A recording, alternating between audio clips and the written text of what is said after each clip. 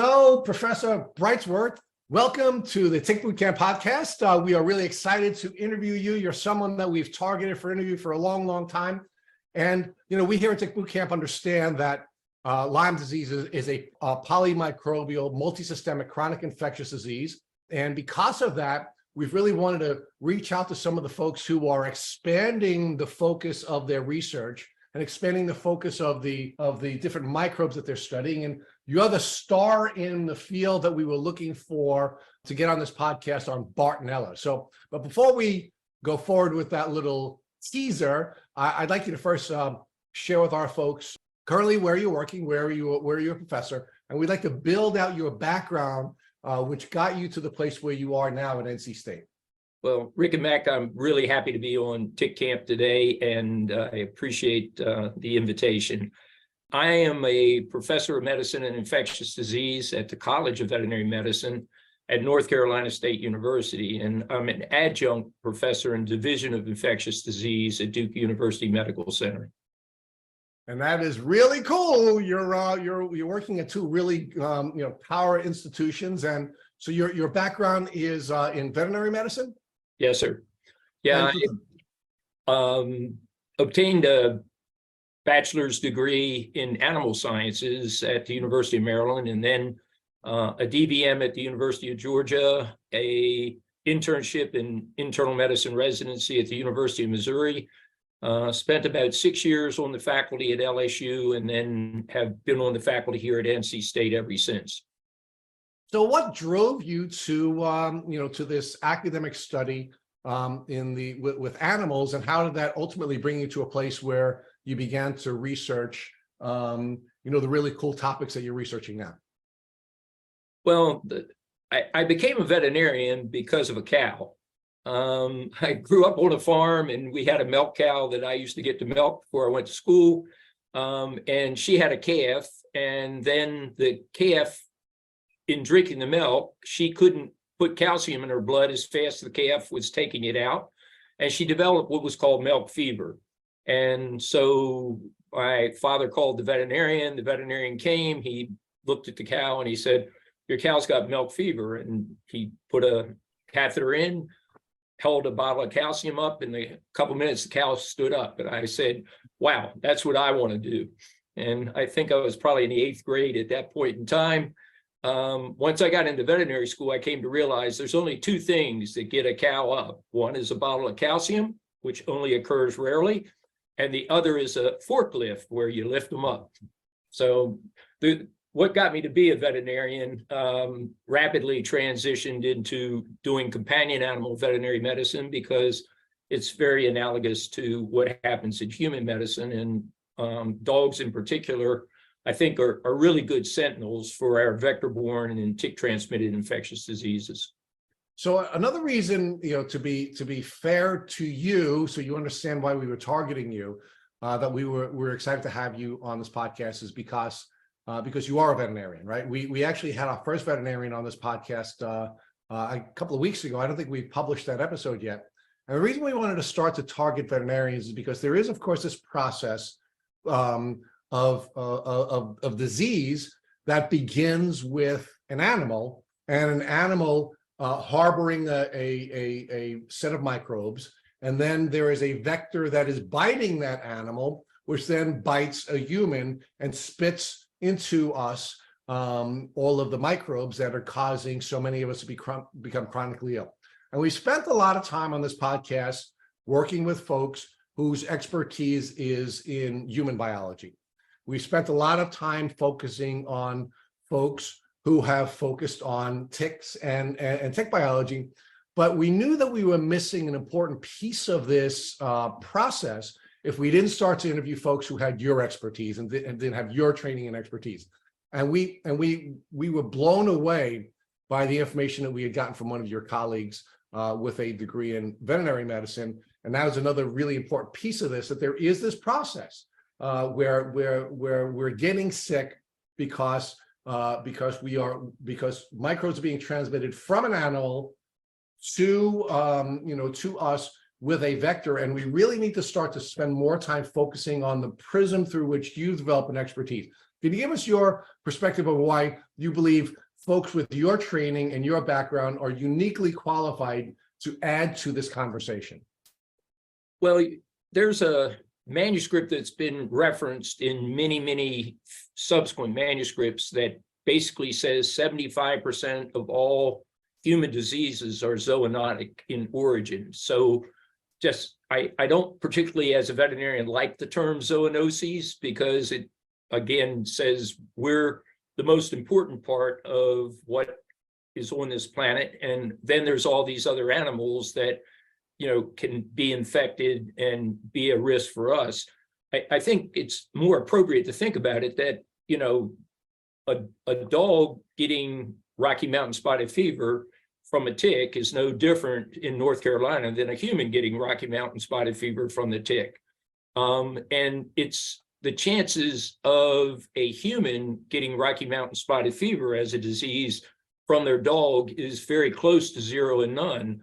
But the chances of a veterinarian actually putting a needle into the dog when it's febrile, obtaining a blood sample and sticking that into their hand, that is a possibility. And when we talk about Bartonella, needle transmission's been reported by us to a veterinarian. It's been reported by a group in Asia where a veterinarian, again, taking a blood sample, inoculated themselves.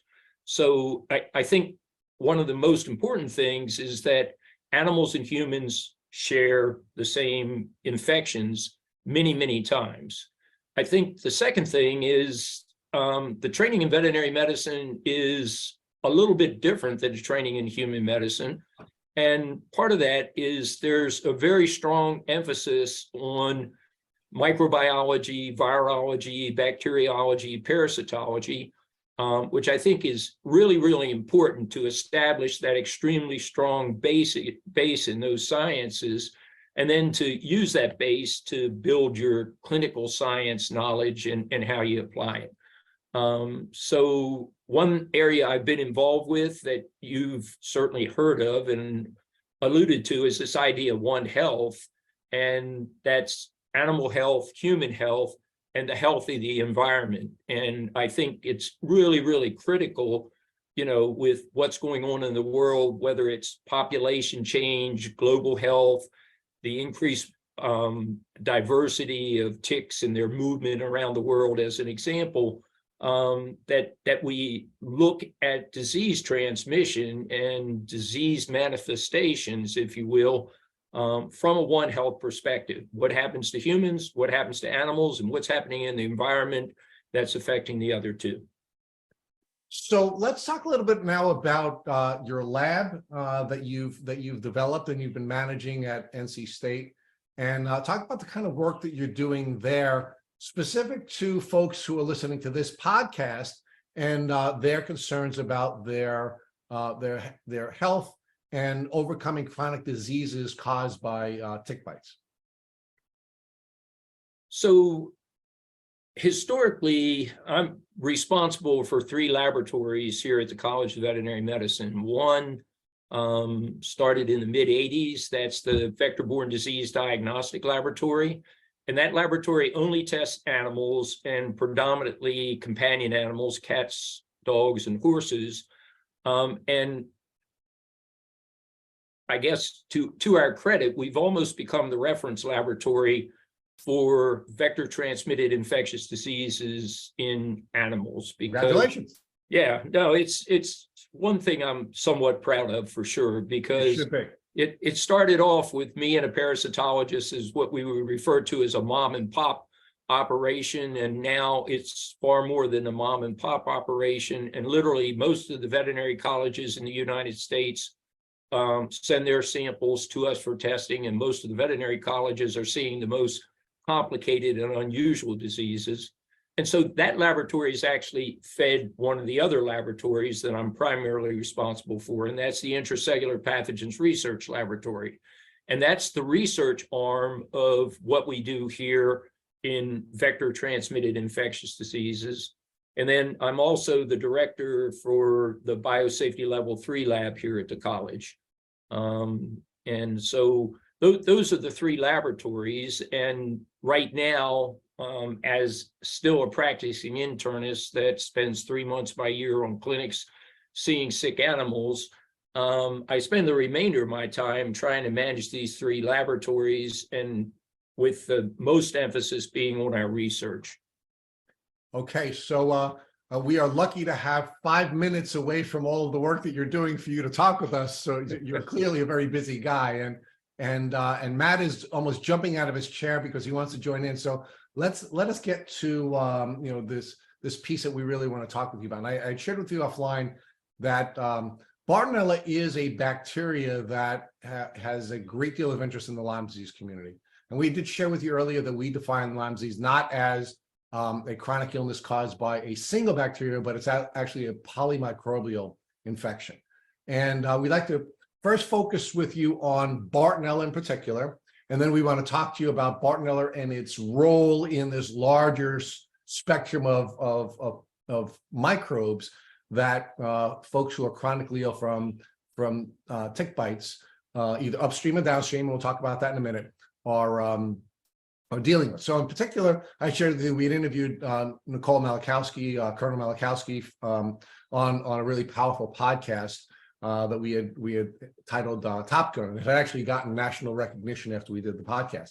And one of the things that Matt and I were blown away by was that Colonel Malachowski shared with us that she was not able to make any gains in managing the mental health components of her disease until she treated the Bartonella.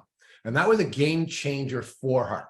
So we've had our ears perked up, for a conversation about Bartonella. And it wasn't until we found you that we finally were able to have that conversation. We were also told by Nicole Bell, who had written a very powerful memoir about her experience as a spouse of, unfortunately, a man who died from Lyme. And she shared with us that she had a very similar experience with dealing with her husband's challenges. And in fact, if you know Nicole, she was very blunt with us, and she shared with us that her husband was not very polite to her, and was not somebody that she really could even live with when he was, and nor her 2 small children could really live with, because he was so over the top until they treated the Bartonella. So talk to us first about Bartonella and how you became interested in studying Bartonella. And let's then transition over to the neurological and the psychological and psychiatric components of this disease. So when I came to North Carolina State University, as an old internist, I had actually taught neurology, cardiology, and nephrology. And I really wanted to find a research area that interested me more than focused research in those areas, for reasons I won't bore anyone with. And as I looked at what I had published up to that point in time, it was a lot of observations regarding infectious diseases of different types in animals. And I thought the most important disease in North Carolina at that point was actually Rocky Mountain spotted fever. And we knew nothing about it in the context of the actual disease in dogs. And I was fortunate that there was a physician pathologist, an MD, at the University of North Carolina, who was probably the US expert on rickettsial diseases and Rocky Mountain spotted fever. So Dr. David Walker got us started on rickettsia. And then another organism that everybody needs to keep an eye on is Ehrlichia. And again, the Ehrlichias we know a lot more about in veterinary medicine than is currently known, I think, in human medicine overall. And just because there's Ehrlichias that infect horses, Ehrlichias that infect dogs, in the United States right now, there's 4 or 5 Ehrlichia species that can actually infect a dog. So we worked on Ehrlichia, we worked on Babesia, and it was because of my involvement with rickettsia that I was lucky enough to be at an international meeting in Hamilton, Montana, where cat scratch disease was defined as being caused by Bartonella. And I think it's important for everyone listening to the podcast, and many people know this, but if it were not for the AIDS epidemic, we would not be having this conversation tonight, because it took an epidemic with a severely immunocompromised population for a lesion to occur on the skin for us to figure out that there was a bacteria associated with that. And that bacteria becomes Bartonella henselae, the cause of cat scratch disease, or Bartonella quintana, the historical cause of trench fever. And so literally having been at that meeting, and it was the second time I was in a situation where we really knew nothing about Bartonella. Here's a totally new bacteria, but it causes cat scratch disease. And there was 100 years literally worth of published human data on cat scratch disease, but took us 100 years to actually nail down the organism that was causing it. So my first PhD student worked on Bartonella in cats. We then found the first Bartonella isolate from a dog, which became a new Bartonella species. We looked at Bartonella in cattle, and amazingly enough, on my farm, about 80% of the cows are walking around with Bartonella bovis. So again, before we did not know the genus existed in a cat, dog, horse, cow, or anything on the North American continent, to now being over 40-some species. So there's been literally an explosion in the information on the bacteriology and the bacteria itself. Professor, I just want to jump in here because we had a good friend of ours reach out and tell us she recently met somebody, it's a neighbor of a friend of hers, and he got diagnosed with Bartonella after spending 10 years in his catatonic state. And they didn't know what was going on. It was almost like in his coma state. And they started treating him after diagnosing with Bartonella. And after aggressive treatment, I think it was many, many years, he regained a large percentage of his health back. So when you hear Bartonella, you don't think it can be that serious. But this gentleman was really, really just destroyed by Bartonella. So, I mean, from your experience, can Bartonella be that severe? Because the general public doesn't think Bartonella is really that big of a deal. You get bit. If you get sick, you take some antibiotics, you take something, you get better, right? But it's kind of mind-blowing how severe Bartonella can be, especially in conjunction with maybe Lyme if it's from a tick or some other, other illnesses as well. Matt, Rick alluded to the fact that, we can have a somewhat different perspective on things from the veterinary medical side and then what's existing on the human medical side. And right now in the human medical textbooks, Bartonella is still pretty much cat scratch disease, although the transition from cat scratch disease to using the term Bartonellosis, which is much more inclusive, it involves any Bartonella species that might be causing disease. And right now, I think the current number is somewhere around 15 or 16. And I reviewed another manuscript on a new Bartonella species that I think the manuscript will ultimately be accepted, causing human disease. I do think it's appropriate to say that the best example for Bartonella causing disease is endocarditis. And that's a life-threatening infection of the heart valve. We're now up to 8 or 9 species of Bartonella that have caused endocarditis in humans. And they're transmitted from everything from rodents like a rat to a bat. And that becomes the other part of the problem in regard with Bartonella is, unlike being able to focus on tick transmission, right now, I believe Bartonellas are transmitted by more vectors based on the literature, not based on my opinion, than any other known pathogen. In regard to what you specifically asked me, which I'm not trying to avoid, is Bartonella and neurologic disease. And I think the best way to answer the question, we are absolutely in our infancy in starting to even understand what role this bacteria might play in neurologic disease. We've isolated it from cerebrospinal fluid. We've amplified and sequenced it from cerebrospinal fluid. I'll relate one case later on if we have time that I think is going to be another very important case that'll help us better understand what's going on with Bartonella. But I do think it's a very important, and the problem with Bartonella that I've actually said in national and international lectures is the good news about Bartonella is in most instances, it will not kill you quickly. The bad news about Bartonella is that it can cause persistent infections. It can infect many different cells in the body, which means many different tissues, be it your brain, be it your heart, be it your heart valve, be it your joint, where it's been isolated by us and others out of joints. So I think maybe when we get to look back 10, 15, 20 years down the road, the neurological disease will prove to be the most important of the Bartonella-associated disease, but it will not be the only one. So this is causing a lot of psychological issues, it's causing other neurological issues.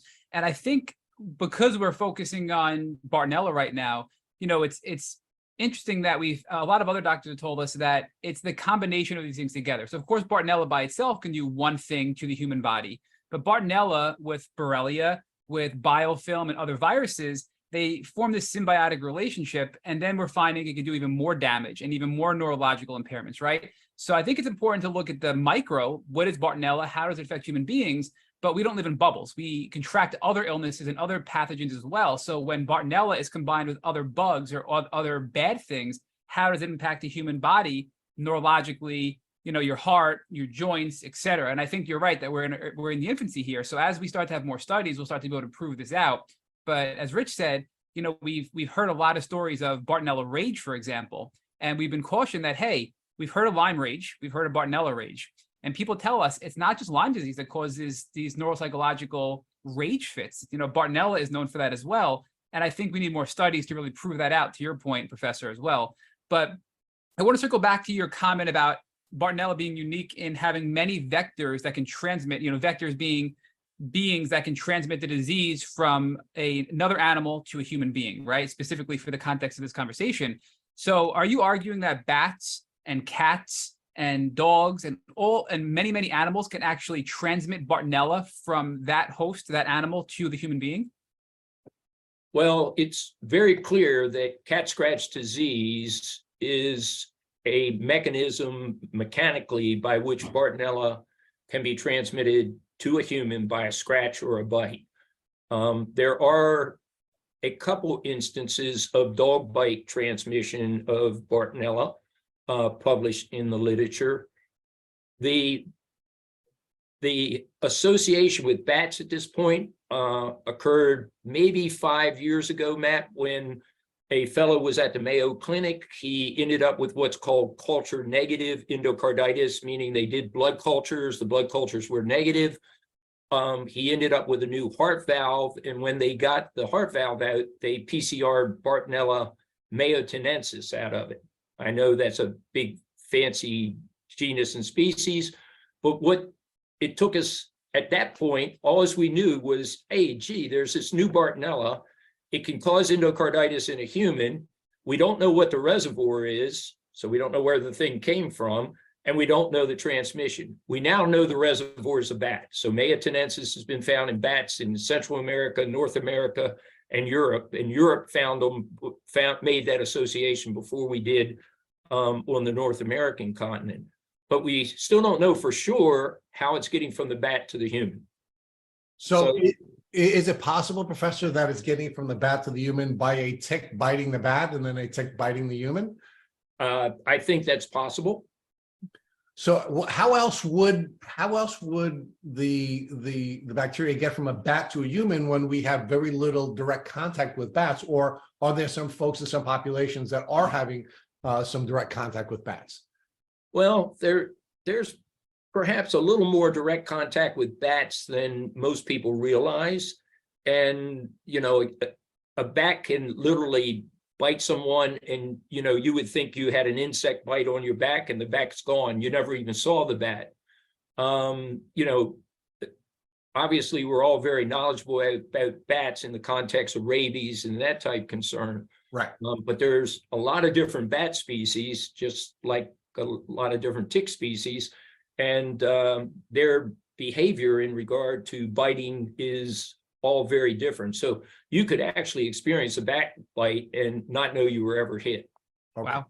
So now, one of the other things that I was thinking when Matt was beginning to ask you the questions is, can our immune system manage Bartonella in the way that it seems to be able to manage most of these other microbes? And then there needs to be some kind of an immunosuppressive event before it takes off? Or is it just a very slow moving, acting bacteria before we become symptomatic? You know, I was thinking about this earlier today in the context of our conversation. And one of the biases I've had as a veterinary internist, trying to understand these really complicated infections that are vector transmitted is the concept of a pathobiome versus a microbiome.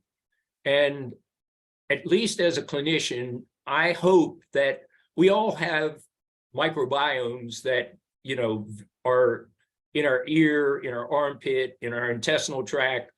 And although the microbiome might differ, for me sitting here in Raleigh and someone that's, on the Mediterranean basin in Europe, but to a great extent, we're going to share that microbiome, and it's going to be made up of bacteria and other organisms that are not pathogenic in most instances and don't cause any disease in us. So my response to your question is, I'm hoping there's a finite number of organisms that actually transition that microbiome that we deal with every day through our immune system and all the protective mechanisms in our body to a pathobiome. And I do strongly believe that the vector-borne organisms, whether they're transmitted by a sandfly, a flea, a tick, or a human body louse, are capable of sticking an organism in that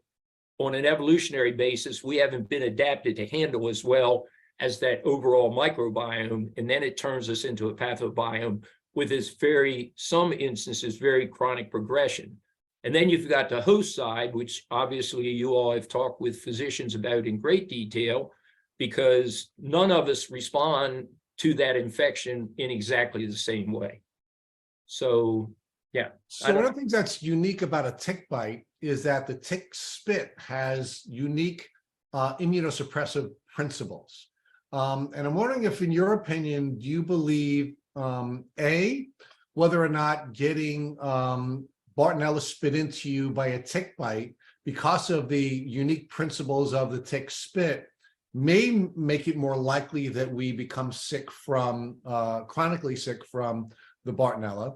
And B, do you think perhaps that we may be harboring the Bartonella and we are managing the Bartonella, but then when the other microbes are spit into us by a tick with the tick spit, that there is this, as Matt was pointing out, this sort of this merging of these microbes, which are now resulting in our immune system being overwhelmed, in part because maybe they're becoming supercharged in the biofilm, or in part just because the volume of microbes are overwhelming to our immune system. I think the short answer is I believe both are likely and possible that you just described. We were just recently funded to do a long COVID study in collaboration with physicians in New York. So it's going to be a very nice and very structured study. So the reason we're involved is we will be using droplet digital PCR to amplify DNA of Bartonella, Borrelia, and Babesia. So Dr. Ricardo Maggi, a research scientist and research professor here at NC State, developed and validated that, and it was published initially the validation in the Journal of Microbiological Methods, and then subsequently in a journal called Pathogens.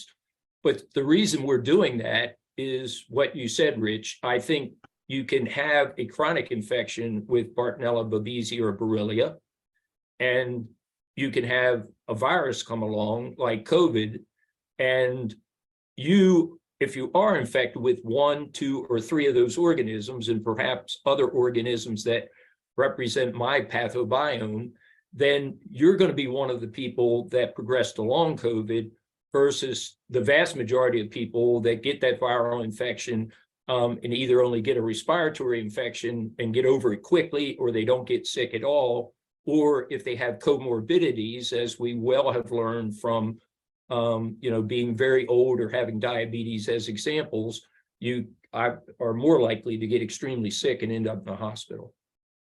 So can I jump in on that real quick? I just want to, because I think that's a really interesting point about people having things and then getting infected, and then it's sort of the cumulative impact or the buildup impact of all the pathogens we have, and in specifically regard to COVID. But I also think it's deeper than that. I think that some of us have different microbiomes. So for example, I take a ton of antibiotics throughout my life, and now my microbiome is altered. I have less variety of bacteria. And when I come into contact with a pathogen, because of the less diverse microbiome I have, I'm less able to manage the pathogen because the microbiome is really important in fighting off infections, right? Do you believe that argument, Professor? Do you think that a less diverse microbiome due to maybe overuse of antibiotics is having an impact on people getting more sick when they come into contact with Bartonella and other things like COVID, since their body now can't have the proper balance of microbes to fight it off? Like, there was a study with Lyme disease where they found that all chronic Lyme patients have an abundance of one bad bacteria in the microbiome, and a really small amount of a bacteria that they should have that helps them fight infection in the microbiome. That was consistent among all chronic Lyme patients, and that just came out a few years ago. So I think that may play a role here as well. What are your thoughts on that? Clearly, I think chronic infection can alter the normal microbiome of the intestinal tract and probably other microbiomes if we were to discuss it. I think if, from my perspective, if you can eliminate that pathogen or combination of pathogens that induced likely immunosuppression or altered the immune modulation of the microbiome and upset the balance, so to speak, then I think the microbiome, will reconstitute itself in most instances. And again, I'm no microbiome expert, but I've attended some seminars where even with probiotics, it would change the microbiome transiently. As soon as you stop the probiotic, the microbiome would return to what it was pre-probiotic. So, I think, again, if you think about what we eat and the fact that there's bacteria that are alive in a lot of the things we eat, I'm probably biased because I grew up on a farm. I still live on a farm, and I tend to have a lot of bacteria in my microbiome, I'm sure. Rich, I don't want to keep jumping in on you, Rich. I saw you were about to talk before, so No, go ahead, Matt. I have many questions, but I don't want to move over to diagnostics yet. Why don't you finish your line, and then I'll move over to diagnostics. So, yes, Matt, one thing that you said earlier, in our research essentially went cats, dogs, cows, horses, marine animals, and then humans. And the reason we started doing human research here at the College of Veterinary Medicine in collaboration with infectious disease physicians that I work with at Duke was when I would go out and lecture to veterinarians about what we were seeing, particularly in sick dogs, that was mimicking what was being seen in sick humans. If there was 100 veterinarians in the audience, I'd have 6 to 10 come up and say, "Can you test me?" So that's how we went to human medicine. We've actually published 3 studies now that involve veterinarians. And the reason I'm coming back to that is if you look at the study that we did with Duke, where we were completely blinded on the testing, Duke collected the samples from the veterinarians, Duke did all the statistical analysis, that anxiety, and we didn't have rage on our questionnaire, but we did have aggression, and we had anxiety and aggression in the same line, which we've subsequently separated. But statistically, they could put a p-value on that if we could find Bartonella DNA in the blood of that veterinarian. Wow. So, yeah. So do I think my profession will be the sentinels or the canaries in the coal mine by which human medicine better understands the genus Bartonella? Absolutely. Well, we thank you for that. We're sorry you're the canaries in the mine, but so if when I go to my veterinarian with my companion animals, if I find my vet to be a little off, it may be because the vet is the canary in the mine. Well, Rich, we have mold personalities, we have Lyme rage, and now we have altered personalities and anxiety from Bartonella. So there's a lot of different players here that can impact the emotions and the personalities of human beings because of tick-borne illnesses or vector-borne illnesses, right? Yeah. But I want to stick with the theme. There's so much more I want to explore here. We talked about the diversity of people's reactions to Bartonella, and is it because they have other pathogens and then compounded they get sick, and we talked about that. Then we talked about maybe less diverse microbiomes having an impact on the severity of illness as well. But the expanding upon that idea, I feel like the diversity of the species or the type of Bartonella has to matter as well, because again, kind of comparing it to Lyme disease, there are studies out there that say various species of Lyme disease are more known to impact various systems of the body. So for example, one strain may make you more neurologically impaired. Another strain may primarily give you the joint pain and things like that, but never really cross the blood-brain barrier and cause neurological symptoms.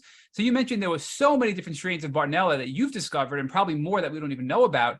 Do you think, Professor, that these strains are having an impact on how they really result in symptoms in the human model and also the animal model that you're seeing? So the answer to that question is definitely yes. In as much as if we use Bartonella henselae, the cause of cat scratch disease, there's at least 8 different strains of Bartonella henselae that we've been able to identify within the United States. And some of those, based on clinical experiences more than laboratory structured studies, appear to be more virulent or more pathogenic in causing disease. So in regard to a single species, the answer is yes. If we go, though, and look at different Bartonella species, there really is a pattern that is, I think, best amplified or understood by the endocarditis data. And that's the fact that, if we put a dog on one side of my slide and a human on the other side, I can match 8 Bartonella species that have caused endocarditis in dogs and endocarditis in humans. So, and they're coming out of, as I mentioned earlier in our chat, they can come out of anything from a cat reservoir, a rat reservoir, a bat reservoir, a rabbit reservoir. So that's, and I think we don't have enough data to be able to extend that very far beyond endocarditis. We clearly don't. Right now, in regard to central nervous system disease in humans, Bartonella henselae seems to be the big player, and only rarely will we find anything else in my lab that we can correlate to a neurologic presentation. And just for the clarification, endocarditis is really when the Bartonella enters the heart and it attaches to weakened part of the heart, causing inflammation, and then it causes cardiac-related issues, correct? Am I explaining that correctly?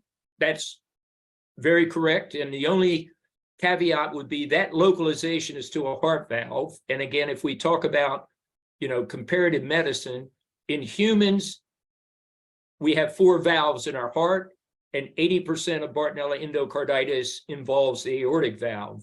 In dogs, there's 4 valves in the heart, and structurally very similar to the human, and 80% of dogs with Bartonella endocarditis targets the aortic valve, this very high pressure valve. So there's a lot of comparative information that, again, I follow the human literature, obviously, because there's a lot more human research funding out there extremely carefully. And then I look at my veterinary patients and see what I can find. But I also think, and I'll use one example, is myocarditis. Human medicine has not yet looked at the extent to which Bartonella can infect the actual heart muscle and cause cardiac arrhythmias. And clearly, if we look at what we've done in cats and dogs, this organism can actually infect the muscle and not infect the valve at all. So it seems like this is, I will quote some of our past podcast guests. Dr. Kelly called it, I forget what you called it, evil. Dr. McDonald called it diabolical, referring to the Lyme bacteria. But I think Bartonella is the same, because not only is Bartonella going and invading the heart in various ways, as you just described, right? It can be the heart muscle, it can be the valves potentially, and there's a lot more research that has to be done there. But it's also intracellular, right? So and Lyme disease, is extracellular, but also intracellular, is how Lyme works with Burley-Burgdorferi. But I know, and I think I know, and I'm going to ask you to confirm, that Bartonella is intracellular, meaning it infects the inside of the cells. It penetrates the cell wall and goes inside, making it harder for the immune system to detect and then be able to really take care of it, right? And can you confirm that? And if so, how does the immune system respond to that to then go try to eradicate Bartonella, in collaboration with maybe antibiotics or whatever therapy of choice somebody uses to treat Bartonella? So there's no question about the fact that Bartonella is a predominantly intracellular organism once it enters the host. And the other aspect that I think we can confirm from in vitro studies, laboratory studies, is that Bartonella is capable of infecting many, many different cells in the body. Importantly, it can infect erythrocytes, which again carry oxygen throughout every small vessel in our body. So that means if it can get into a red blood cell, it can literally get into any microcapillary system in the body. It also infects endothelium, so it can be in the lining of the blood vessels, and then it can infect almost every professional macrophage type cell. These are cells that their job is to engulf bacteria, ingest bacteria, and kill bacteria. And Bartonella can get into those cells, but it doesn't kill them, including work that we did a number of years ago on microglia, which is the essentially macrophage in the brain that ingests bacteria. And so a lot of the work that's ongoing in the laboratory now with the PhD students and the research scientists that I'm fortunate to have working with me is exactly what you're saying, Matt. We're looking at what's this bacteria do when it gets into the cell? How does it manipulate the cell? How does it induce this persistent infection? And can we come up with a more creative way to kill it once it's in the cell, or force it to come out of the cell where the immune system can? Professor, you're just highlighting how this is a very diabolical infection, right? I mean, we just last month, we had we had a researcher month for Lyme Awareness Month, and we had several researchers on the podcast. And one of the things they were trying to explore was Lyme disease is so difficult because our normal defense systems fail us when it comes to Lyme, when it doesn't fail us when it comes to other diseases that we catch, right? And one of the ways they described that was the macrophages that come in, we'll call it like in the beginning of the process, where they're supposed to recognize these damaged cells, maybe that have Bartonella infections. They just gobble them up. They just eat up these damaged cells. So are you saying that Bartonella infects the immune cells, the macrophages, that are supposed to be gobbling up damaged or infected cells like Lyme infected cells as well? So there's that weird correlation where you can have a Lyme infected cell and the macrophage that's supposed to go gobble it up is infected with Bartonella if you get both, and now there's that symbiotic weird relationship between the two? Is that, or am I totally making this up in my head? You can tell me I'm crazy. I'm not sure I'm going to go quite as far as you did, Matt.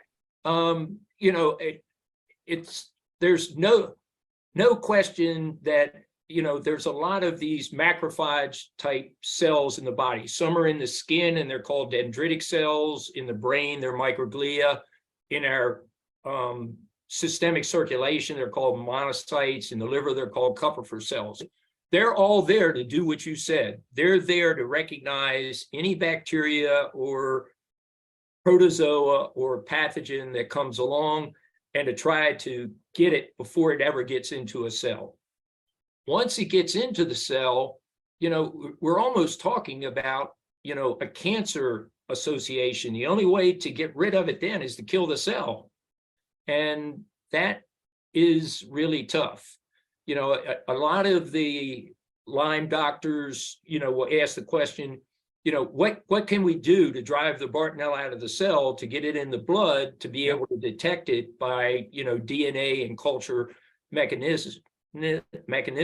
And unfortunately, there's a lot of opinions there, but there's not much science or studies that I've ever seen that would really help us answer that question. It's a very useful question, you know, from a diagnostic standpoint and being able to confirm the infection. Also, I would say that we haven't done a very good job with identifying the immunosuppressive effects of Bartonella, but there's certainly good pieces of the literature out there in areas of the world where Lyme disease doesn't occur. For example, in the mountains in Peru, they had Bartonella bacilliformis, and their literature frequently talks about having Bartonella and co-infection with Mycobacterium tuberculosis. Guess where Mycobacterium tuberculosis resides primarily in our body? In the macrophages. So to an extent, you may be absolutely right to say scientifically that, the Bartonella is interfering with the elimination of Borrelia or vice versa. It would take it would take some good immunologists, which I'm not one, and a fair amount of work to sort that out a bit. So, Professor, let's talk a little bit about the population. What percentage of the human population may be harboring the Bartonella, some strain of Bartonella in their pathobiome. And you're the first person, by the way, to ever talk to us about pathobiomes. So I do want to discuss that with you. Because we, some very, I think, highly respected researchers were able to, I think, definitively demonstrate that 15% of the world's population has been affected by Lyme disease, at least one strain of Lyme disease, based on the antibodies that they were able to discover when doing that research. It seems to me that Bartonella may be even more likely to be a part of our pathobiome, because there are just so many different ways that it can be transmitted, unlike the very limited ways that Lyme disease could be, or the Borrelia could be transmitted. So give me your thoughts, A, whether or not there's any research that suggests what percentage of the population is, and B, if there isn't any research, what percentage of the population do you believe could be harboring this bacteria? So early on, I actually believed you had to be a tick person, a parasitologist or entomologist out there collecting ticks, or fleas, or being in that type where you're having a lot of exposure to the arthropods, or you had to be a veterinarian or someone in animal agriculture to be exposed to Bartonella, and then to potentially be infected, and then potentially maintain a patent and long-term infection. I think most people exposed to Bartonella eliminate the infection. So I clearly hope that is the case and believe that is the case. But I have now, based on 30 years of looking at the genus Bartonella, come to believe that probably very few of us can get through life without ever being exposed to and infected with a Bartonella. The best, I think, data out there right now, and this study just came out kind of for the second time. So a number of years ago, a physician in Brazil contacted me because one of the PhD students in my laboratory was from Brazil, and we had developed some techniques diagnostically that made it a little easier to find Bartonella in the blood, and he wanted to apply that to a blood donor study. So the biggest challenge we had was to get the insect biochemical composition growth media that we developed and validated to grow Bartonella better to Brazil, because I don't speak Portuguese, and doing all those forms was a little complicated. But at any rate, we got it down there. They did a blood donor study. We co-published that study. And with the techniques that were used, about 3% of Brazilian blood donors in Sao Paulo had Bartonella, either Henselae predominantly, and then one had Bartonella clarigiae, which is another cat-associated, flea-associated Bartonella. They went back and this was just published last week, and revisited that study, and we weren't involved, but they used multiple molecular targets to go back to the DNA that they had obtained from those individuals' blood and from their cultures, and they bumped that up to about 8 to 15%, depending on how you want to define the data. So, that says that there's blood donors likely in North America, and there's clearly blood donors in Sao Paulo, Brazil, that had Bartonella in their blood. These are presumably healthy people that are donating blood. So now I guess the question that I'm wondering is, because it's known as cat scratch fever, is it likely that every one of us who has has a cat as a companion animal may be regularly coming in contact with this bacteria? So the good news is most pet cats do not have Bartonella in their blood. The good news, as well as we understand the science, is that a cat has to be exposed to fleas to become infected.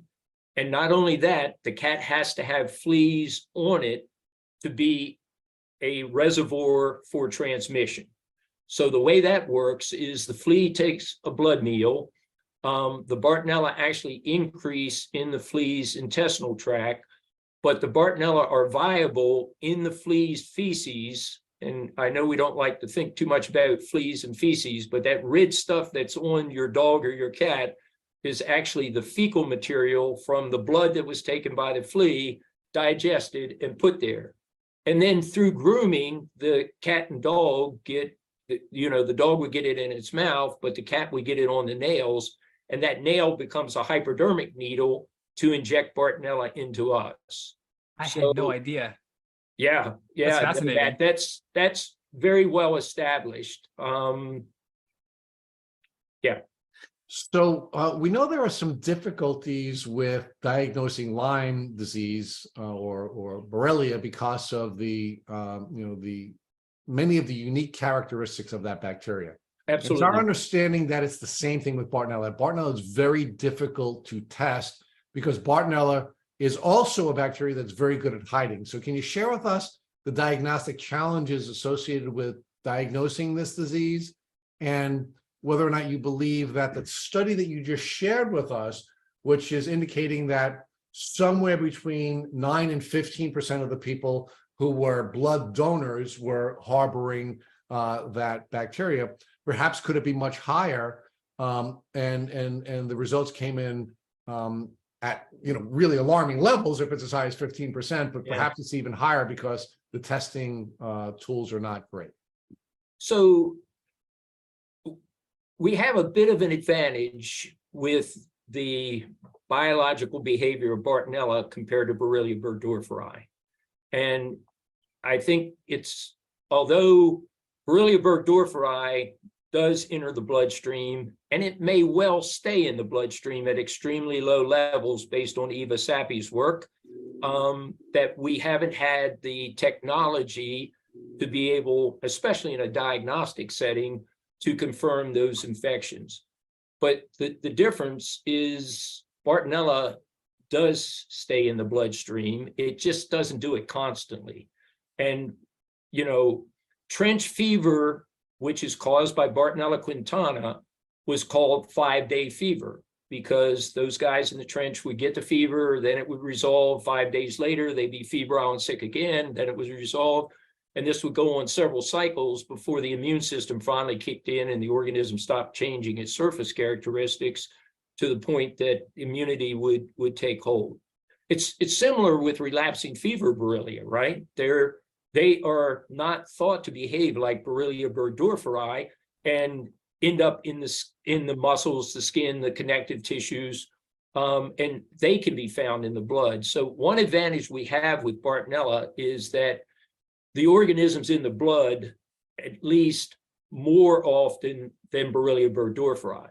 So the first technique we looked at, which was literally from a lab meeting where we were astounded by the increasing number of vectors that people were saying could transmit Bartonella.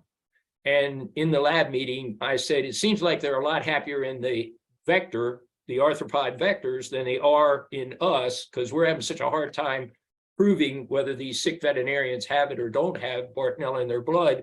Why don't we try an insect biochemical composition growth media rather than what all microbiology labs in the world use, which is a mammalian growth media? So the answer to that question, strangely enough, became yes, and it does enhance. And we just published another paper showing that the insect media does better than using a mammalian growth media. And also, most importantly, if you add blood to that system, you can make them grow a whole lot better again. So that's and I guess that comes down to the concept of direct detection. The controversy, in my opinion, in regard to Lyme disease clearly relates to the limitations of the diagnostics. And the limitations were that we were stuck with serology. And serology can only say you've been exposed to an organism. It cannot definitively say that you have that organism in your body, and it cannot definitively say that that organism is causing your disease. Now, we use it to say that the organism's in your body, because sometimes we don't have a better test than a serologic test for many infectious diseases. But with the advent of molecular testing and being able to amplify DNA and being able to put a DNA fingerprint on an organism and say, this organism's in your blood, then that gives a physician, a veterinarian, a clinician, any clinician, more data to associate and point towards causation. Because what we're really worried about with any chronic illness is this thing causative or not? And so we do have an advantage. And again, we went through conventional PCR, what is called real-time or quantitative PCR, and then we were among the first laboratories in the world before COVID came up, thanks to a grant from the Cohen Foundation, to look at digital PCR, which is the new generation PCR that has, again, upped sensitivity. And that has helped us find DNA actually of Bartonella, Borrelia, and Babesia to an extent that we were never able to do before. But are these tests mainstreamed, right? I mean, these, I know we in your research, you talk about the Bartonella ddPCR test, the digital PCR test, and then we're going to get to in a little bit your research with Bartonella and schizophrenia and Bartonella and Borrelia and Tourette's. But is this available for the general public, or are you using this, for your research studies, but it's not available to somebody who thinks they may have Bartonella, and that's why maybe the numbers are still lower than we think they are? So, yeah, I think COVID, has kind of been a stimulus for molecular diagnosis, kind of like us putting a man on the moon. Honestly, a lot of money went into it, a lot of effort went into it, and some good diagnostic things have come out of that, particularly in the context of molecular diagnostic tests that allow us to find the needle in a haystack. And so it is not readily available out there. There are not a lot of commercial laboratories doing digital PCR, and Galaxy Diagnostics, the company that I helped start, is the only company that does enrichment followed by digital PCR, to my knowledge, at this point in time, because, I guess, whether I'm here in the research lab or my interaction with the company, when we say Bartonella, yes or no, I said this to Ricardo Maggi when he joined me as a postdoc 20 years ago. Ricardo, I'm a clinician. I'm going to bring you a sample. I'm going to give that sample to you, and I want you to tell me Bartonella DNA is in this sample, yes or no, and I want you to be right 98% of the time. That was 20 years ago, and we can't do that still, but we can do it better than anybody in the world. So you're working, help form Galaxy Diagnostics. That's a lab we hear often out there as a recommended lab for not only Bartonella, but Lyme and other tick-borne illnesses as well. So are you still involved with Galaxy Diagnostics?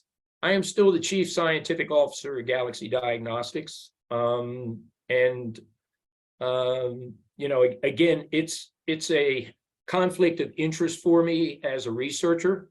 But I honestly, Galaxy Diagnostics came to pass because my son was taking a business course in law school and he needed a project, and NC State had put a patent on BAPGM, and I couldn't get anyone in veterinary medicine or human medicine in diagnostics, and I knew people in both arenas, to take this insect growth media and see if they could use it commercially, to help diagnose people.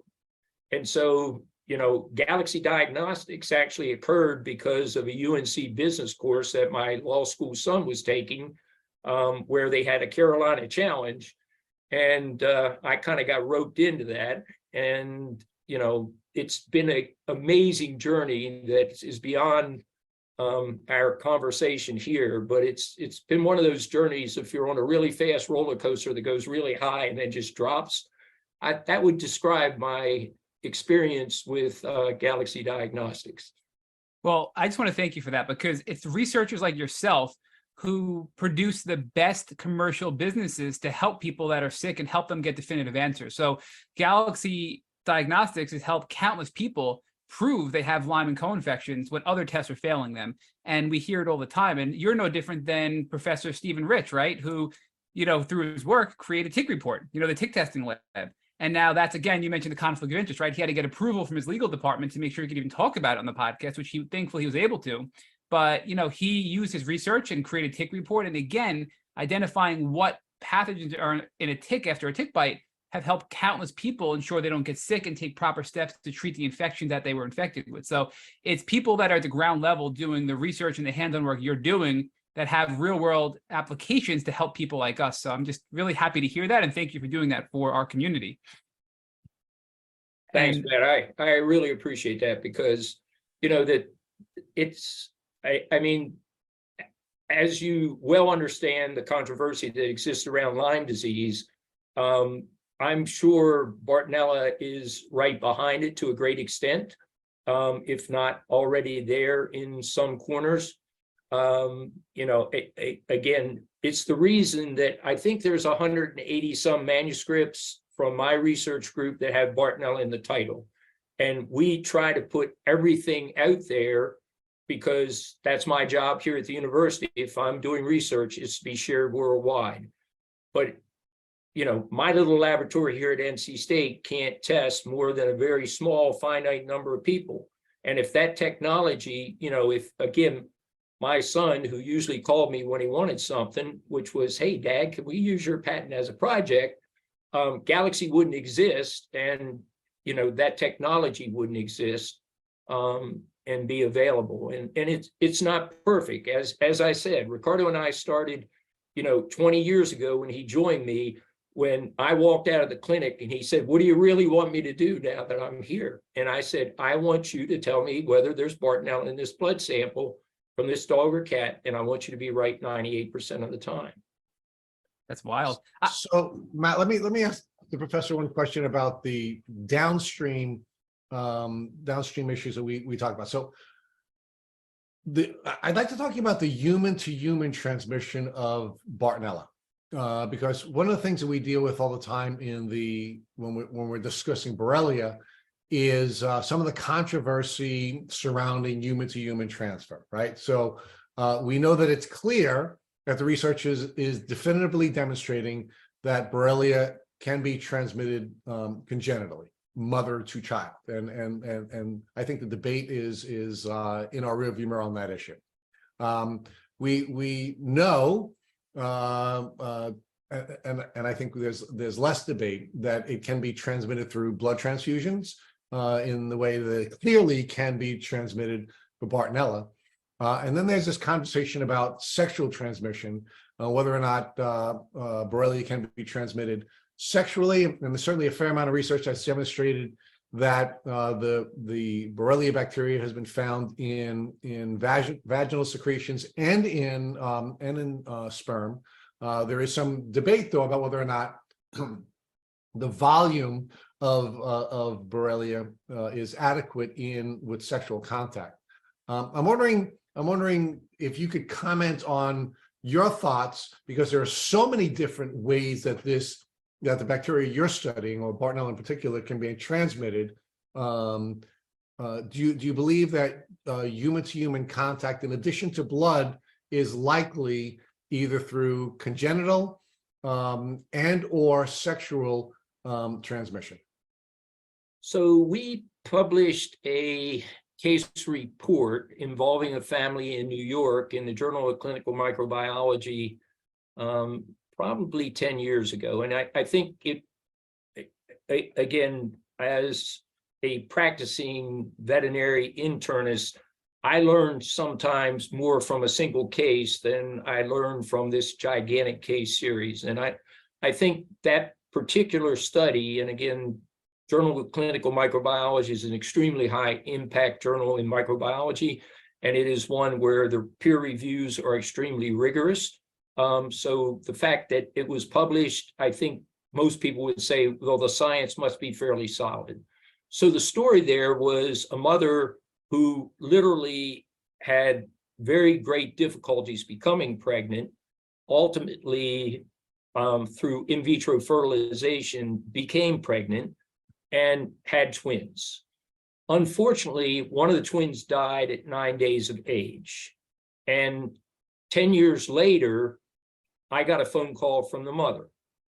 And she asked me if it was possible that she and her son, the remaining twin, the other one was a little girl, could possibly have Bartonella, and could they have had it for the previous 10 years? So my response to that, like so many questions about Bartonella, is, gee, I don't know. But we did enter the family into our IRB study, and we tested father, mother, son, and then worked with a pathologist in New York who did the autopsy on the child to get tissues to test. And we found the exact same two Bartonella species in the mother and in the son and in the baby that died. Wow. So Bartonella henselae, which is a cat-associated Bartonella, and Bartonella vinsonii burkholfi, which to a great extent we consider a canine adapted Bartonella that you can find in dogs, coyotes, wild canids. And then the father, we only got one Bartonella out of. So, you know, that we've published other families, including families in Denmark, families in Holland, and families in Canada, where there were multiple family members infected with Bartonella. And, you know, it's, as you guys have already alluded to, there's too many ways you might become infected with a Bartonella to be able to do a case-based family study and actually understand how each family member and when each family member became infected. But I think that paper in the Journal of Clinical Microbiology says that a mother, the children were born by cesarean section, so it's entitled perinatal infection with Bartonella henselae and Bartonella vinsonii burkholfi. So one of the arguments that we often hear, in fact, I think Brian Fallon had argued in his book on Lyme disease, that he does not believe that Lyme disease can be sexually transmitted, and his argument about why we're seeing the same strain of Lyme in sexual partners is because they're both living in a tick endemic community, and they're likely being bitten by the same ticks harboring the same bacteria. I'm wondering, from the research that you've done and the study that you specifically cited, whether or not you made any, you were able to make any conclusions about the sexual transmission of the disease in light of the fact that both the mother and the father in that case had the disease, yet the children only had the two strains that the mother had, and of course the deceased infant probably could not have had that, could not have had that disease from having outside contact, that it was only because the baby lived such a short period of time, it could have only come from the mother. I think, I know Brian Fallon, I have tremendous respect for him and all the amazing research he's done and published. I think we need a lot more research funding, and we need our government agencies looking into the potential of transmission, because those are very complicated studies. They have to be structured extremely well, but they need to be done, and they need to be done for Borrelia burgdorferi, and they need to be done for Bartonella.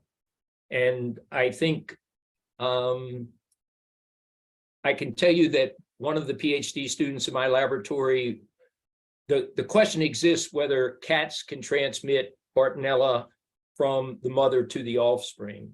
And so we published, she did the work, we published the paper, I guess 2 years ago now, where we could demonstrate in cats that were feral cats where there's a high prevalence of Bartonella. So I mentioned earlier, if you have a pet cat, the chances of it having Bartonella is very low. But if I go bleed cats that are feral along the coast of North Carolina, I can probably get a isolate from every other cat. Wow. So at least 50%, maybe as high as 66% of those cats are going to have Bartonella in them. So when rescue groups go out and catch them and they spay them, do an ovarial hysterectomy, take the uterus and the fetus out so that there's not more and more feral cats out there, we've been able to get those tissues and demonstrate that there's Bartonella henselae DNA in the fetus. So what we didn't do in those studies, because that was kind of our first look at that, was to determine whether that was still a viable bacteria. It, you know, I think our reasoning is it almost has to be, or how the heck did it get there? But, you know, that is actually a study that this same PhD student now is extending with an undergraduate student that is in our lab this summer. So we do believe that, you know, and it's well known that perinatal maternal transmission occurs in rodent species with Bartonellas. So again, the important thing to realize is the placentation, you know, the barriers that prevent an infectious agent get across is different in, you know, a rat, a cat, and a human, let's say. So, yeah. So if you were to speculate about sexual transmission, and I am asking you to speculate, what would Rich, you're pushing them too hard, Rich. I'm kidding. what would your gut tell you about sexual transmission of Bartonella? So I'll tell you one more story, and then I'll give you my gut, which I don't like to do.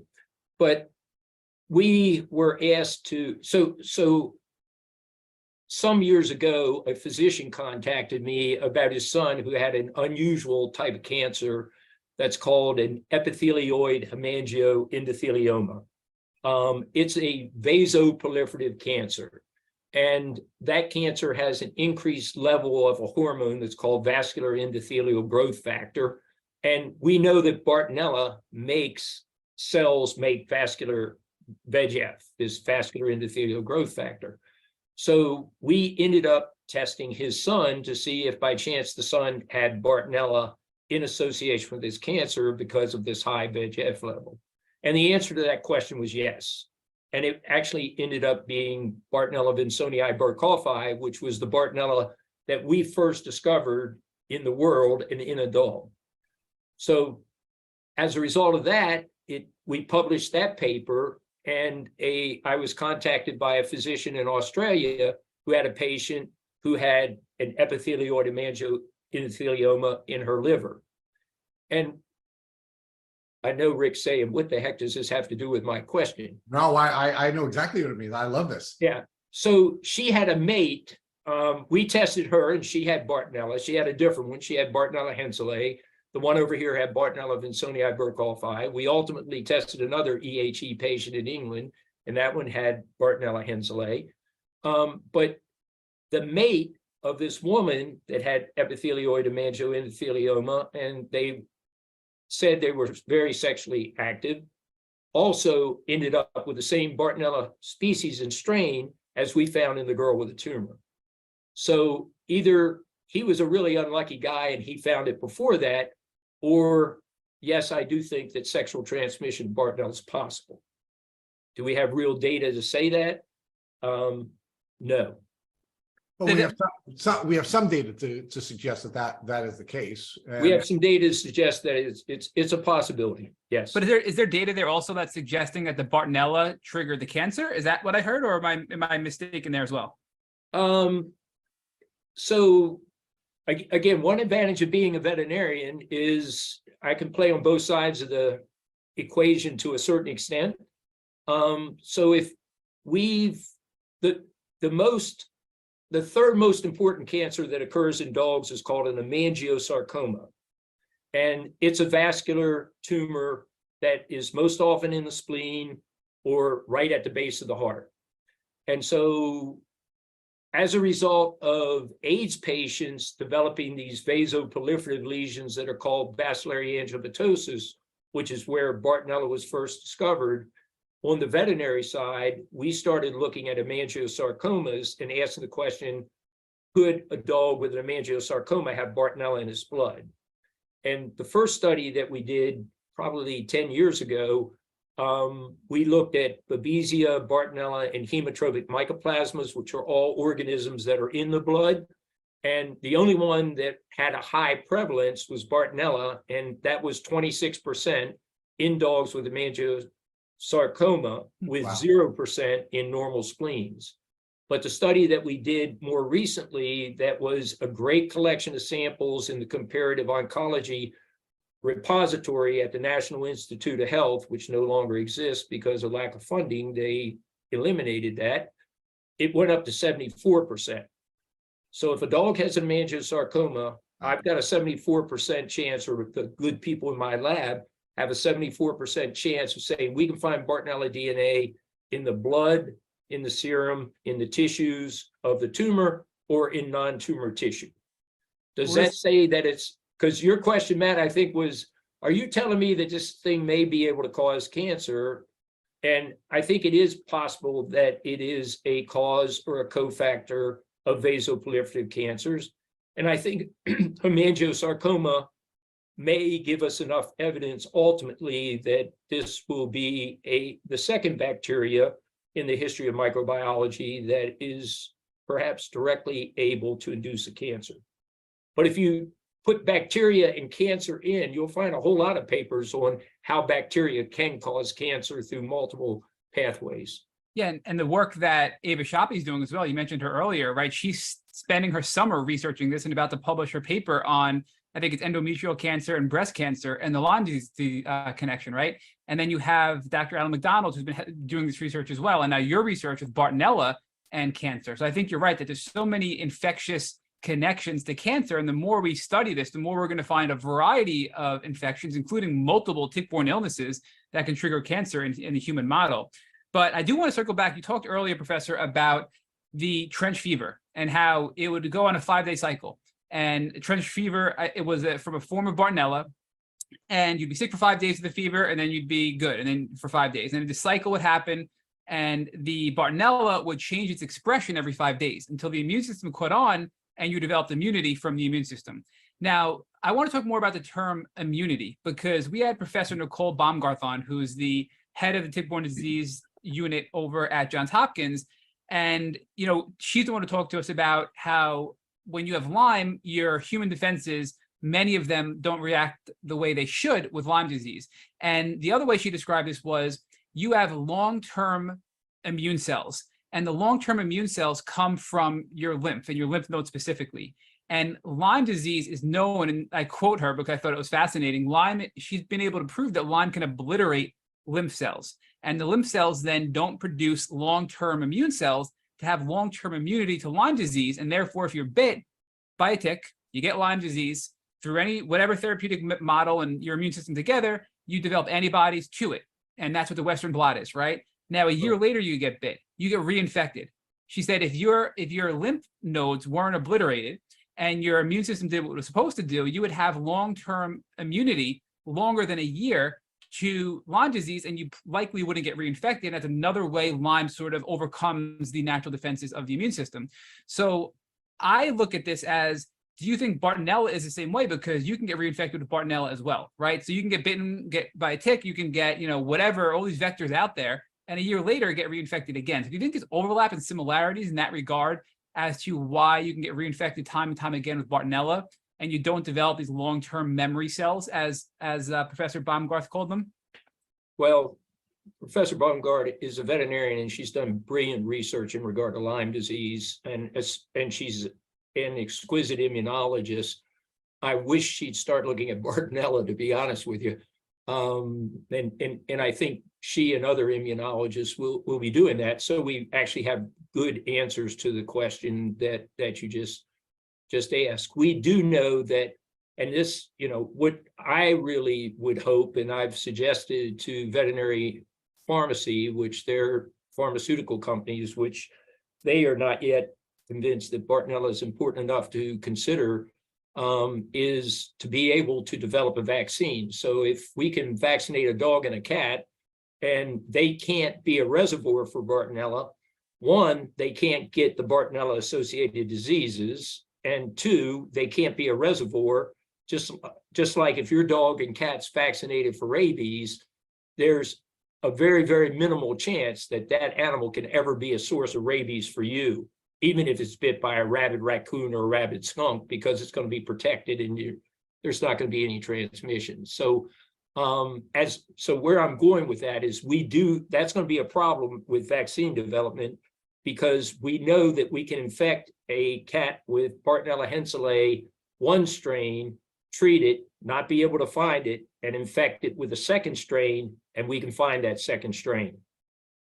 So if we can't even protect a cat, if a cat's immune system cannot protect it from a second strain of the same species, and we've got all these different species that we really need to ultimately be able to protect, in regard to vaccine development, it's going to be a big challenge. It doesn't mean like any other challenge that it's insurmountable, but it's going to be a much bigger challenge than the Lyme vaccine, and you know the story there.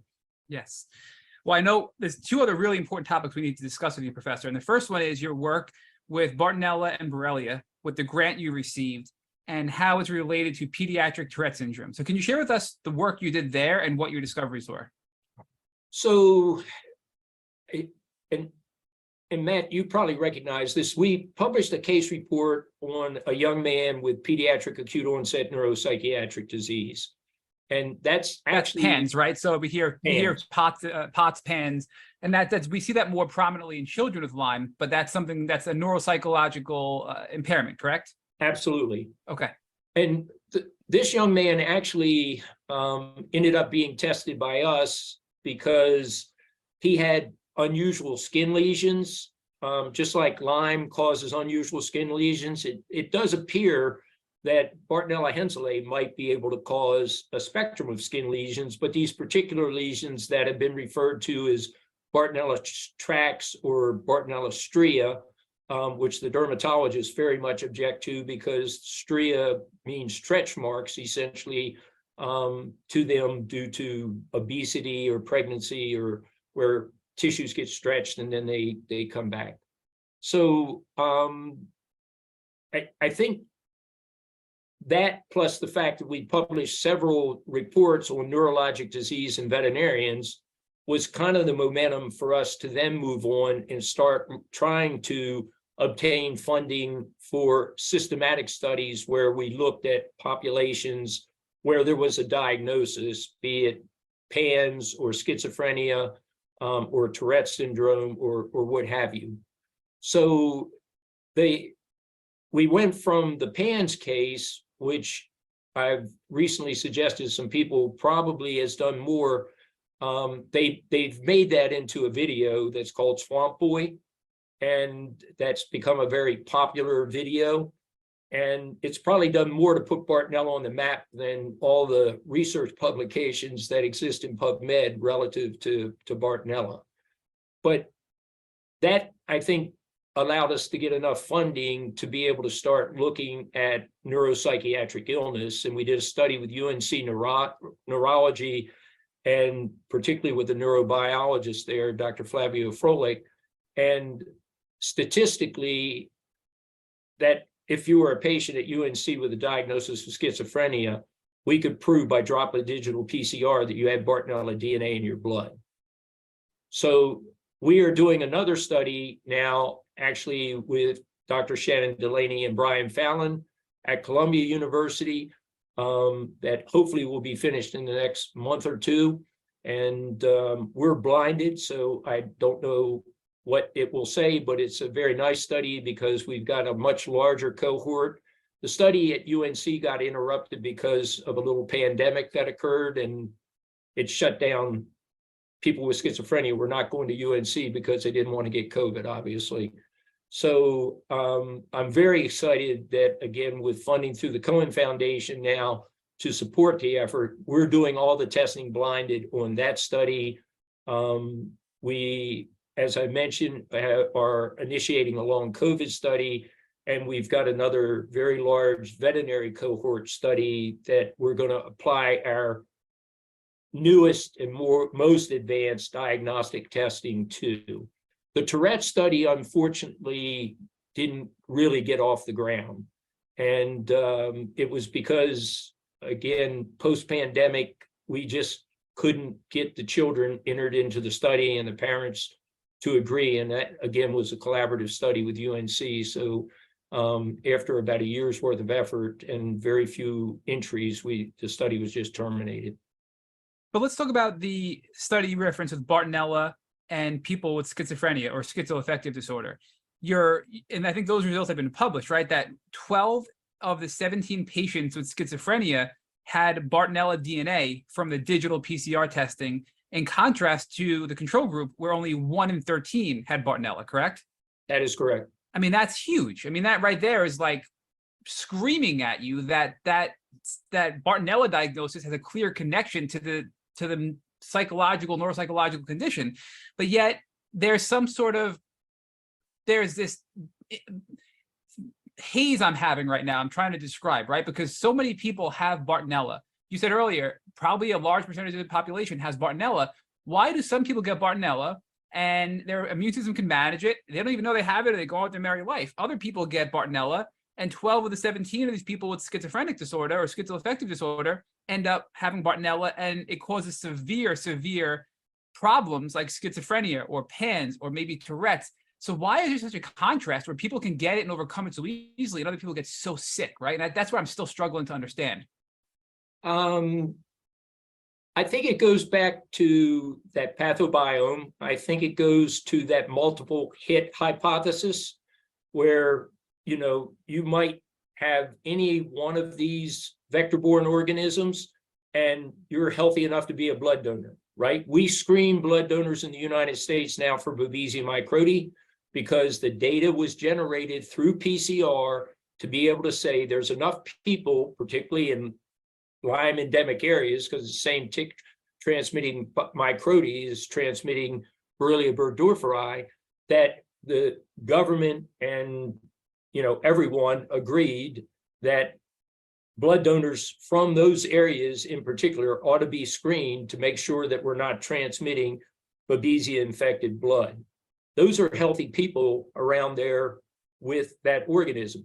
Yet you can wake up one morning with Babesia microti in your blood, get hit by a car, and be in the ICU hemolyzing all your erythrocytes in your blood because something then that there's a term that I think was used more in veterinary medicine than human medicine, and it relates to Babesia, and it's a term called premonition, and it means infection immunity. It means you can have Babesia in a dog, which we see all the time, and that dog is absolutely healthy until there's some major trauma or stress, or there's another infection superimposed. We've seen Babesia cases referred to us here where the dog was absolutely healthy, went to the veterinarian and got a vaccine. When we give vaccines in veterinary medicine, many times there's 5 different antigens to 5 different genera of organisms in that vaccine. And what we're asking that dog's immune system that's in a state of premonition to do is, oh, by the way, here's 5 more bugs. They're all slightly different, along with the one that you're carrying around in your blood for the last heaven only knows how long, and immune system deal with that. And probably in most instances, the immune system does deal with that. The dog doesn't get that sick. It remains infected with its Babesia. It mounts an appropriate immune response to the things we're vaccinating for. But I can guarantee you in some instances that isn't the case, and the dog's platelet count plummets. It starts breaking down and killing all its erythrocytes, and it's looking for a place to die by the time it gets here. I think you just defined pretty much all chronic illness, right? And Dr. Rolls defines it as the pot boiling over theory, where you can only handle so much with your immune system before you become chronically ill. And that's what he refers to as chronic Lyme. We have Dr. Jill Carnahan, who defines it as the toxic bucket. And she defines it as, it could be heavy metals, it could be mold illness, it could be all the toxins we breathe in and eat in our food, and then all the viruses and bacteria we get from everyday life. I mean, toxoplasmosis is one that people can harbor their whole lives from raw meat, right? We know Epstein-Barr virus. We've talked about this a lot on this podcast.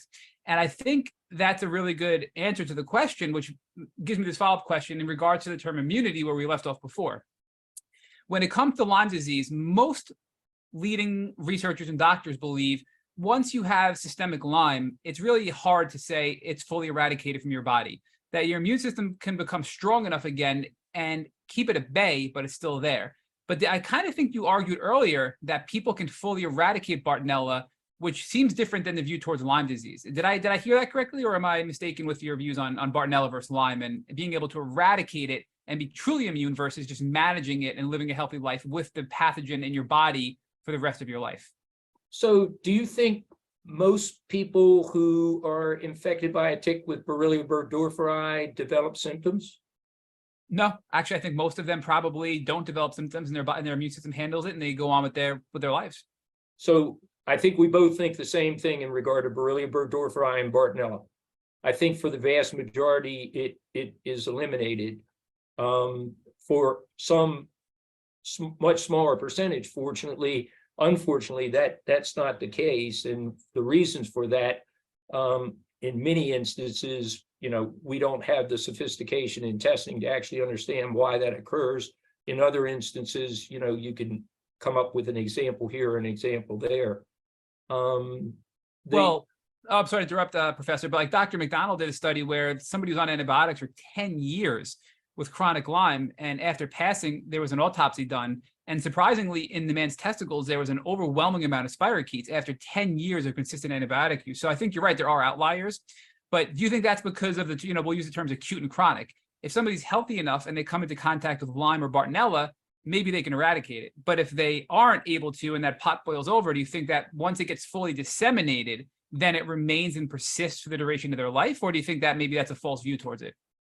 So when I give the very first lecture in infectious disease to the veterinary students, probably the second or third slide is a triangle. And I think in answering your question, at the top of that triangle is genetics, okay? On the left side of that triangle is nutrition. On the right side of that triangle is toxicity. So, and in the middle is that balance that we're talking about between microbiome, pathobiome, the immune system, all the things that are going on in our body. And I'm not sure what you had for breakfast this morning, or whether you got to eat lunch, or what you'll have for dinner. I do know that when we finish, my wine consumption will resume rather rapidly. But, again, if you think about it, we are all different genetically, yep. Right? We all have a different nutritional status, be it undernutrition, overnutrition, or gee, we're just right nutritionally. But then you've got mold, you've got plastics, you've got all these environmental toxins. And then we've got the microbiome that is probably altered by them, but not to the extent. Again, I like my pathobiome because I have to practice medicine every day, and the idea that everything's screwed up, I can't deal with. So for me, if there's a finite number of organisms that are of diagnostic relevance and importance, and I can figure out who they are, and I can define them on a molecular basis by PCR and DNA sequencing, then at least I've got a chance of trying to reverse the disease in the patients that I'm dealing with. So I don't know if that answered your question, but what your question said to me was, this is a really complicated triangle. Yep. And one thing I can say, Matt, is if you look at our veterinary studies, and it's most of the veterinarians, by the time we tested them, have been to 9 doctors. Okay. So they've been to rheumatologists, neurologists, internists, and the last one they end up with generally is a psychiatrist. And it's kind of the same situation with all the chronic illnesses. And we've got too much chronic illness in this country that we do not understand. Yes. And we need to do a better job in understanding the interactions of those 3 aspects of the triangle: the genetics, how it interplays with the nutrition and the toxicity, and most importantly, for some of us that believe all diseases are infectious, and I actually gave that lecture about 20 years ago, are all diseases infectious? And my labs worked real hard to prove that infection is an important component of chronic illness. And Borrelia, Babesia, and Bartonella are important vector-borne organisms that can only exist in a vector or in a host. They cannot exist on this tabletop. So are you arguing, Professor, that all disease is infectious? That's what I'm hearing. You can't tease us like that and not tell us what your thoughts are. Well, that was the title of it. I did put, are all diseases infectious? I don't believe getting hit by a car, it's an infectious disease, but I do believe that you could have toxoplasma or Bartonella in your blood and be a crazy cat lady and walk out in front of the car and get hit. Yep. And going back to schizophrenia, I think an important aspect for anyone to look in the literature and prove is there's a large number of epidemiological studies that have associated schizophrenia with toxoplasmosis. And if you ask me what I think, they were either one, looking at the wrong organism, potentially epidemiologically, or two, we have to look at two organisms for which the cat's a reservoir, Toxoplasma gondii and Bartonella henselae. So Matt, I've waited almost an hour and a half. Rich, I'm sorry. I have to apologize to Rich. And look, the conversation. How do you guys get along? So I want to come back to this comment you made about the microbiome and the pathobiome. We've had conversations as recently as a couple of weeks ago with Dr. Casey Kelly, for example. We just released her most recent podcast interview, where I had pointed out to Dr. Kelly that we're more non-us than we are us with our microbiome, and she began to distinguish, not using your term of pathobiome, but she was trying to distinguish the microbes that are being spit into us with a tick bite from our biome. And that caused me to think back to a conversation we had with Dr. Bill Rawls, also a fellow North Carolinian. And his argument to us was that all bugs are bad bugs, and he argued that that the reason our body ultimately breaks down after we die is because our immune system can't manage our microbiome anymore. And what happens is our body's being broken down by all of those other bugs that are now eating our body when we're when we die. So I'd like you to sort of like bring this together for us with your thoughts on this pathobiome versus microbiome. And are there really such things as good bugs, or do we just have a system that manages these bugs, all of them collectively, and as more and more of them come into our system, we manage them, or we don't manage them because they boil over? Or are there some bugs that are good bugs? They really are truly good bugs, even though they're non-us. And we have these the pathobiome, which are the bad bugs, and they're bad by their nature. They don't become bad by virtue of us not having the ability to manage them. So, Rich, do you know how long bacteria have been on the planet Earth? Longer than us, right? We were born out of bacteria. So 3.5 billion years. I made one of my PhD students figure that out for me because I wasn't smart enough to do it. And I think, we would be very ill-advised to think that all bacteria are bad. They do so many things that I will accept Bill's philosophy that they manipulate us to a great extent, and they try to coexist with us in most instances. And I also believe that there's some that have not, on an evolutionary basis over that 3.5 billion years, figured out how to play well in the sandbox. We still seem to have that problem with humans sometimes. So I keep going back the pathobiome is not something that I created, and the first time I saw it was some of the European vector-borne infectious authors used the term. But for me as a clinician, it really resonates. You know, I mean, we know that if you sterilize the intestinal tract of a human, we probably wouldn't live very long, right? We know that if you alter the intestinal tract with antibiotics, you get an overgrowth of Clostridium difficile, and that's a really bad bacteria that ordinarily those other bacteria are keeping it from ever colonizing and being in our intestinal tract.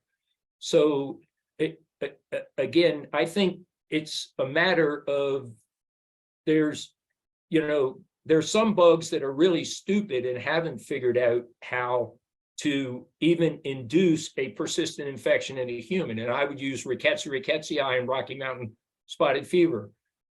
As well as we understand from the research that's done, if you get Rocky Mountain spotted fever, there's only 3 outcomes. One, you get a very low dose from that tick and immunologically you handle that infection. You get a moderate to high dose from that tick and you get really sick and you go to your doctor, and if you're lucky, he gives you doxycycline and doesn't give you ampicillin, and you recover, or you die. And that all happens in about a 2 to 3 week period. But after that, experimentally, we have infected dogs or challenged dogs that had Rocky Mountain spotted fever at 6 months and 3 years, and they didn't blink an eyeball. So they didn't get sick at all. And it's believed in humans, they can't do that same experiment that I did, but they don't believe that you can get rickettsia a second time. So there are some, organisms that are highly pathogenic, like Rocky Mountain spotted fever, that is literally the tick-borne organism that kills the most people in the United States every year. And yet it can persist in the tick because it's transovarially transmitted. Whereas a lot of the other vector-borne diseases, Borrelia, Babesia, Bartonella, and others have figured out how to persist, at least in an animal and sometimes in us. So I guess the question is, I've heard Tom Bilyeu, for example, argue that we are really just bacteria bags. And if that is a way of describing who we are, how are we drawing that bright line between the microbiome and the pathobiome? And is it really just based on, I'll come back to Dr. Rawls in his book, Unlocking Lyme. He had that virility scale where he was essentially arguing that a pathogen is less viral based on the amount of contact humans have had with it during our evolution. And it has greater virility if we've had less contact with it, and he actually gave it some numbers. So is there some place on the virility scale where if it's above a certain level, it is part of our pathobiome, and if it's below a lower number, it's part of our microbiome? So you're talking about a virulence scale, right? Correct. And how pathogenic a organism is versus. Maybe if you're on the bottom of the scale, you're non-pathogenic. If you get to this line, you're pathogenic sometime. And if you get above that, almost invariably, you're going to induce disease in an animal or a human. Correct. I can buy that on that evolutionary scale. Absolutely. That there are some organisms that have so effectively co-evolved with us that they literally are helping us digest our food and do every other thing. There's other organisms that, for the most part, like the staph on our skin, don't cause disease until something else alters our immune response, like immunosuppression, or we get a cut or something else where the bug gets a place to proliferate that's not typically prevented by intact skin. And then we've got the ones above the line that are the ones that often probably are animal reservoir organisms and vector transmitted, in my opinion, that periodically make that jump out of the animal or out of the or via the vector into us.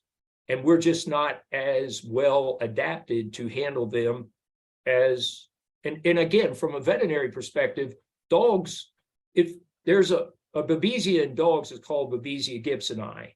And we know it's tick transmitted in other parts of the world, but Adam Birkenhauer, who's a faculty member here, did his PhD with me, and the pit bull terriers in North Carolina, the vast majority of them are infected with Babesia gibsoni, and they're transmitting it by fight, not by ticks.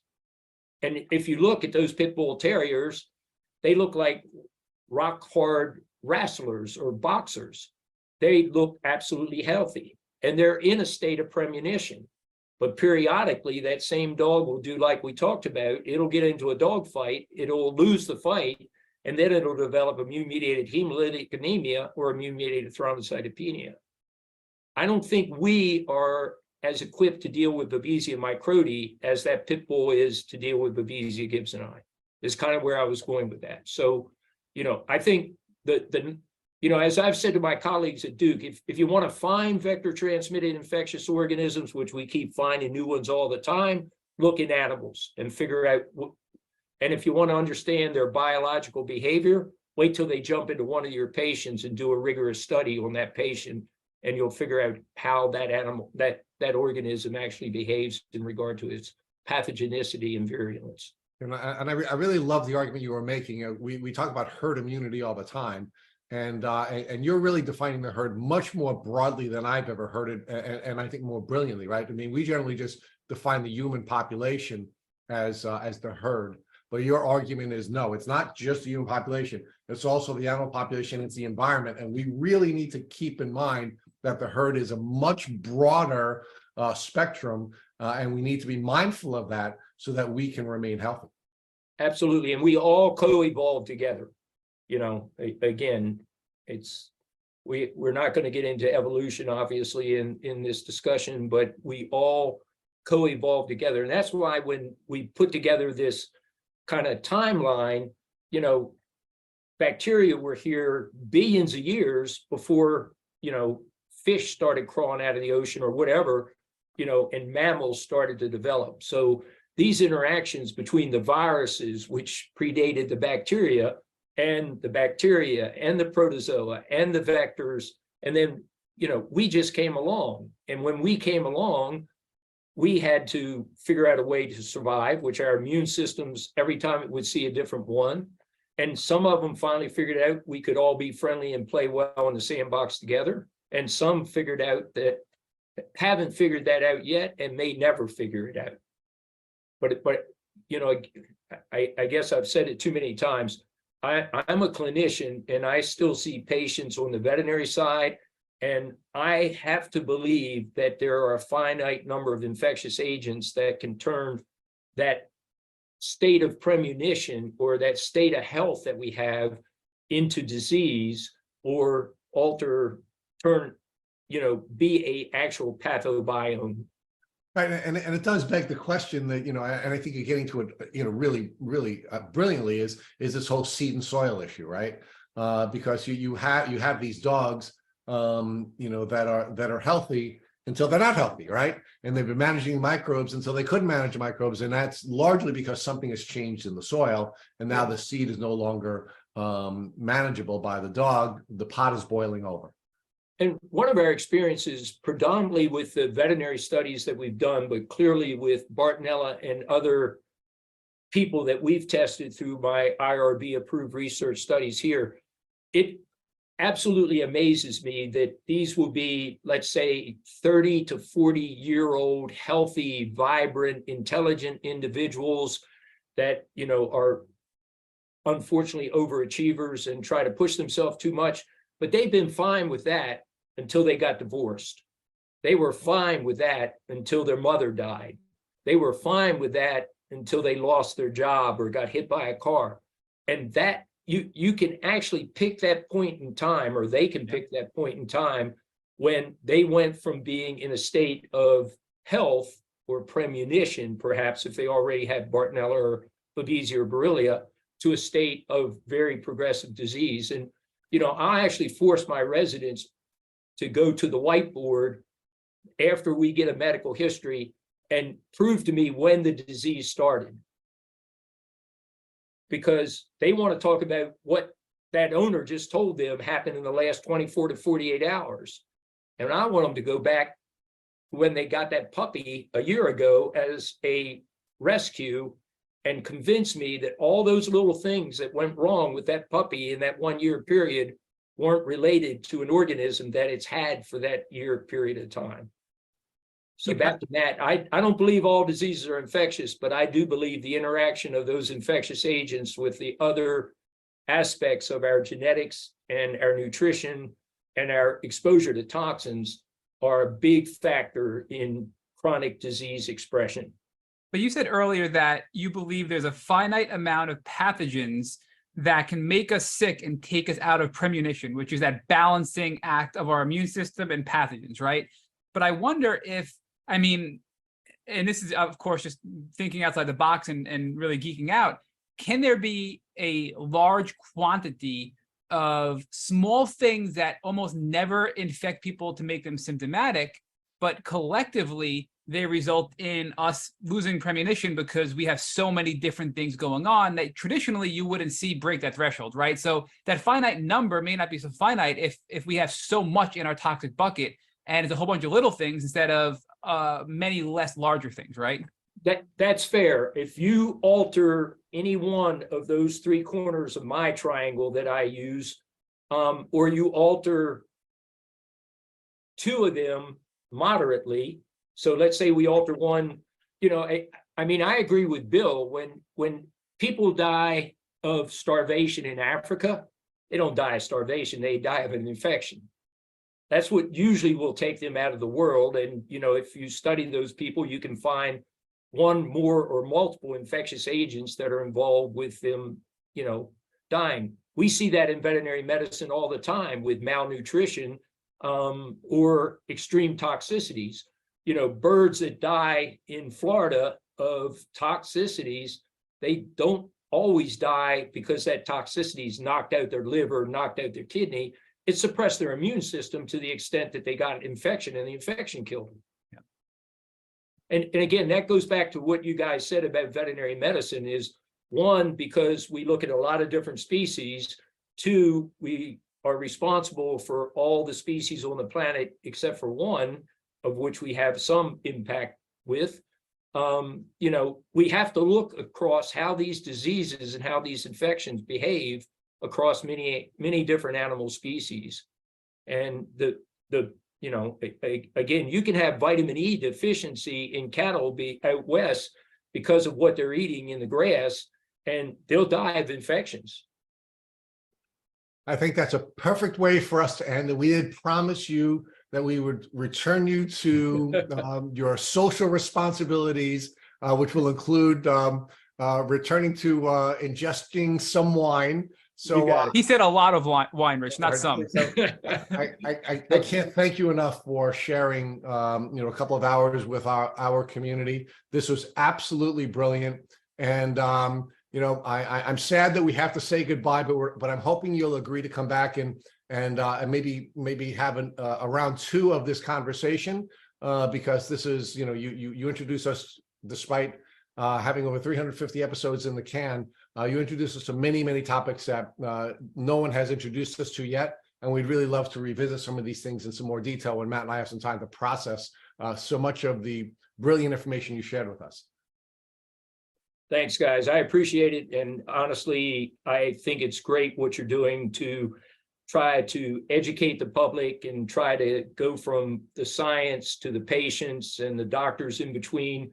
Honestly, we're all in this together, and nobody has all the answers, no matter what podcast we get to listen to. So I think the good news is we're getting smarter. The good news is certainly in the context of Lyme disease and vector-borne diseases that we now have national attention on those diseases. And I think, you know, as many people have said, long COVID is teaching us that people with fibromyalgia and people who say they had Lyme disease and are now chronically ill, those people do not need a psychiatrist. they need us to better understand the pathogenesis of their disease and have better diagnostics and better therapeutics to address their illness.